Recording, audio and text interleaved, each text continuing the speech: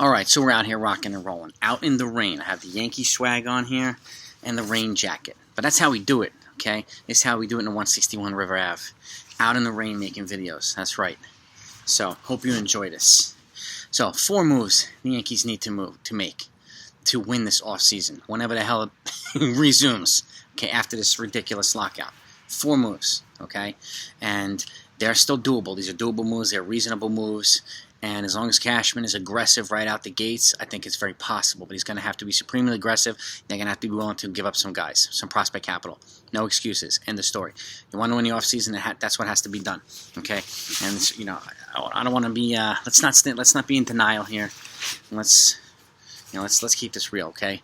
So these are the 4 moves. By the way, if you like this type of stuff, if you're a Yankee fan, you should be subscribed to this channel right now and hit that notification so you don't miss. But if you're a baseball fan altogether, you should also be subscribed to this channel, hit the notifications. I talk about all teams. I do content for everybody.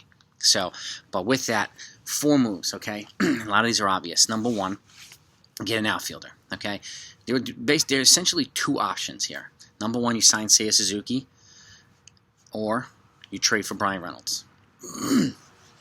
Those are the 2 options. If you're going to go, you go big.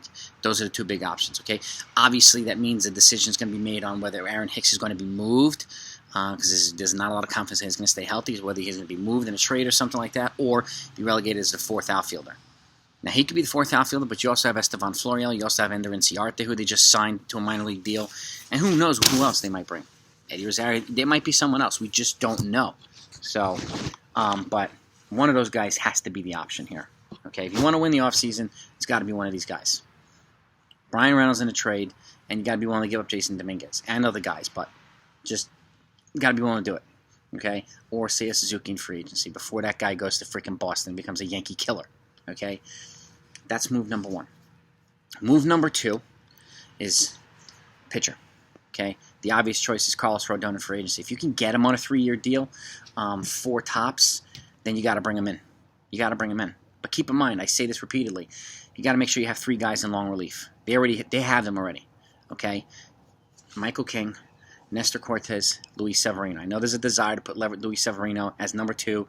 He hasn't shown that he can stay healthy enough to be a starter again. So until he does that, I have him as long relief. I'd rather take 3 innings of nasty pitching from Severino before putting him back to the rotation and risk getting hurt again. Nestor Cortez, I think he needs 1 more season to build up his arm endurance because he did gas out in the second half of the season last year before bringing him back to the rotation. So I would have those guys in long relief, and Michael King, who can spot start to a short innings, throw multiple innings. His versatility is key.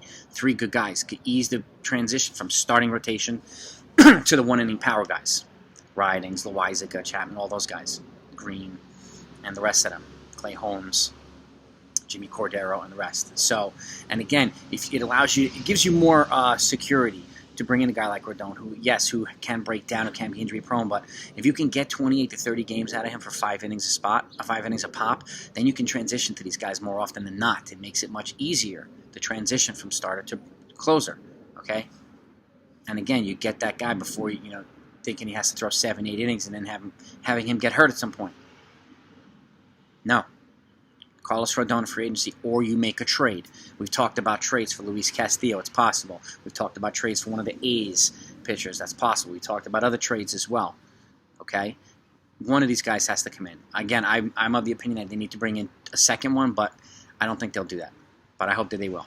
So that's trade number 2. So we have center field now, and we have a starting pitcher. Okay? Number 3, get a first baseman. There's one logical guy here, okay? Matt Olson. You can't get Freddie Freeman in free agency, but Freddie Freeman is 32 years old, and at some point he's going to break down, and he's going to cost a ton of money. If I'm going to pay a ton of money, I'm doing it for Matt Olson, who's 27 years old, and he could be a fixture in the Yankees, on the Yankees for a decade. Okay, you trade for him now, you're going to have to give up pieces. Understand that too, okay? And if you don't want to give up the big pieces for Brian Reynolds, then go get Seiya Suzuki and get a trade done for Matt Olson and try to add a pitcher to it as well. Try to add Frankie Montes. Try to add Chris Bassett, who's an innings eater. Try to add Sean Manaea, who will cost less than the other 2. So, but either way, if you can get Olson by himself is fine. Olson and the pitcher is better. Okay? Yeah, we've talked about this a million times, but this is what has to be done. Okay? If they want to win the offseason, that's it. Okay? So keep this pretty simple. Very simple. Okay? You try to facilitate a trade. If there's any way in the world you can get Sean Murphy, yes, it's going to cost a haul. You add Murphy to Olsen, then a whole nother ballgame. Okay, that's when you give up a chunk of the farm, with the exception of Volpe. Yeah, my guess is Oswald Peraza will be part of this trade. If there's any way you can get Olsen without using Oswald Peraza, then you do that, and you put Peraza at shortstop. Okay, and if that doesn't work, then obviously the last move is you sign a shortstop. Okay, it's going to be Correa or Story, most likely. And then you can even use Oswaldo Cabrera as your super utility or something like that. You might, if you can facilitate a move and add Gleyber Torres to one of these trades, then you can just put DJ at second, and you have a much better defensive infield altogether. Okay? And again, we've talked about these things a million times, but these are the moves that have to be done by the Yankees. Okay, so you got your center fielder. And again, I've said this repeatedly too, this is more than a one off-season project. It's going to take this off-season and next season, and maybe the next one as well, to set them up for long-term good footing. Okay? So we got to be real with that too. Does that mean they can't win this year? No, it doesn't mean that. They can win. They have plenty of talent, but they have to take advantage of the prime years of Cole, Stanton, Judge, and stuff like that. So they have to do it, and you have to build the right pieces around them.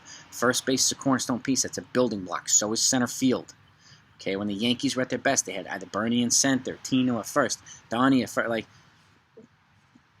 they had these guys locked down in their positions. Jeter, mainstay at short. Like, so if they get Correa, they get Correa. And there's no reason at all how Steinbrenner can't spend. And it's pretty clear that they're waiting to see what the new rules and CBA is going to look like before they potentially go nuts. But we'll see. And we've talked about that too. I mean, if the payroll threshold is 240, the penalty is going to be less for them than it will be if it's at 210. And it will go up. We just don't know how far it's going to go up. The Players Union wants 240. So we'll see what happens there. But those are the moves right there that they need to make. And they can make all of these moves this offseason to win the offseason. Obviously, if they can get another reliever somewhere in free agency, Andrew Chafin, one of these guys, Colin McHugh, I've talked about them recently as well, you get one of those guys too. Or if some reason they move Gio over to shortstop and then third base is open, you go after Chris Bryant, or you try to go after Matt Chapman in a boosted trade with the A's. Bryant's free agency value just went up now that Kyle Seager's retired, so he'll cost. Yeah, so will Matt Chapman, but these guys are ripe for the taking, man. They are ripe for the taking. So you guys let me know what you think about this, because I think the Yankees can win this offseason. They just got to get out, be aggressive, and do it. Let's get into it.